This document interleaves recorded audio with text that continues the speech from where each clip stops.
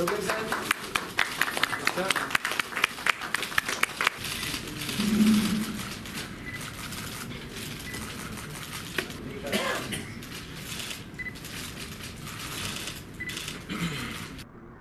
to the numbers, I'll answer your second question first.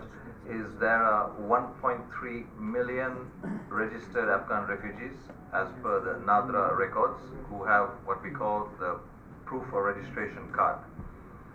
And there is an estimated 600,000 undocumented Afghans in Pakistan as per the estimates of the Pakistani government. On your second question, I think we recognize the report by Human Rights Watch alluding to the issues here, which is their prerogative as the advocacy agency. However, we do not agree with their conclusions, which do not necessarily reflect the realities on the ground. And we believe, while there may have been some instances of harassment which were dealt with collectively by the government and UNHCR, it does not amount to reform. जहाँ तक long term visa का ताल्लुक है वो मुख्तलिफ चीज़ों से रिलेटेड है।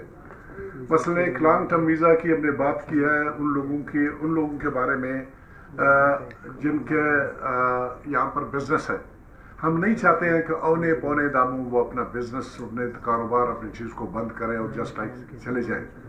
और कई पार्टनरशिप होगा क्या होगा। हम चाहते हैं कि वो मामला अपने सही तौर पर सुलझाने के बाद जब उनके मसले हल हो गए उसके बाद वो जा सकते हैं। और इस कम्युनिटी की तादाद कोई बहुत ज़्यादा नहीं है। अगर आप कोई समझते हो कि लाखों में नहीं है, हज़ारों में होंगे, सैकड़ों में होंगे। दूसरी बात है कि स्टूडेंट है, अगर फ़र्ज़ बाल वो MBBS कर रहा है और 2 साल उसको हो गए, 3 साल और यहाँ पर पढ़ने की ज़रूरत है तो 3 साल का उसको वीज़ा मिलेगा। सो ये रियलिस्टिक है। किसी को ज़बरदस्ती उसके मर्ज़ी के ख़िलाफ़, वैसे भी मर्जी के खिलाफ किसी को हम नहीं भेजेंगे।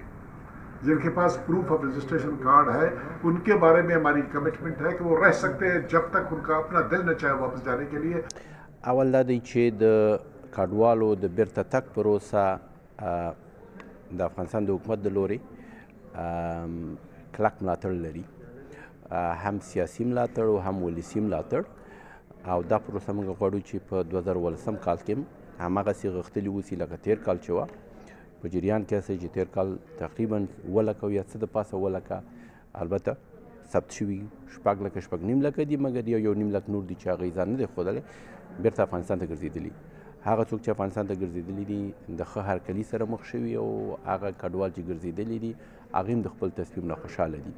دلایل موجود دي چې ولې طبعا خپل هیواد ته ګرځي، د مهاجرتو یا کډوالۍ د ژوند نه وځي، هلته د پوره د حقوقو په چوکاټ کې خپل نوی ژوند آغاز کوي. همدارنګه د دوی تګ طبعا تصمیم یوازې د خپل ځان په خاطر نه دی، په دې به آن باندې ځي چې دوی تګ د هیواد په ګټه دی، هلته د سولې په ګټه دی.